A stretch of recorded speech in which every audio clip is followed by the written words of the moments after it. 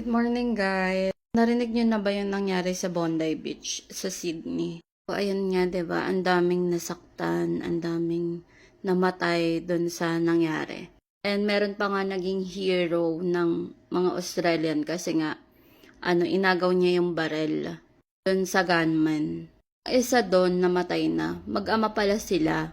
And I think sa news kasi sabi Muslim daw yung dalawa. Tapos, ngayon, may nakita kong post sa Blue App. So, ito siya, guys. Basahin nyo. Yan. So, ayun. Chinek nila kung saan muna nanggaling yung dalawa bago sila makapunta ng Australia. And, they found out na galing muna sila ng Philippines bago sila makapunta dito. So, they trying to investigate kung anong pinagmulan na itong dalawang to, saan nanggaling. 'Di ba sa Philippines, madami naman talagang mga taga ibang bansa katulad din dito sa Australia, iba-ibang lahi. Hindi natin alam kung anong purpose ng dalawa, bakit nila ginawa 'yon. But they are investigating na, 'di ba, ngayon. So sana lang wag masyadong mag-judge agad kasi hindi pa naman natin alam kung bakit nandun yung dalawa sa Philippines, right?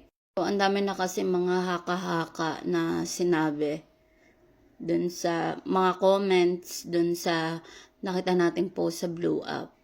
So, hayaan natin yung mga police officer na mag-investigate kung yung totoong nangyari or kung bakit, anong purpose ng dalawa, 'di ba? Huwag muna tayong mag-judge, guys. And I don't know then kung fake news ba yung pinost nila dun sa group na yun. Kasi verified yung Facebook account eh. So, I don't know kung fake news or what. So, wag muna tayong mag-judge. Let's wait for the police officer to investigate. But again, I'm so sad for what happened in Sydney. I hope they will recover soon. Those trauma that they felt. And I just want to say a deepest condolences to those families who died at Bondi Beach.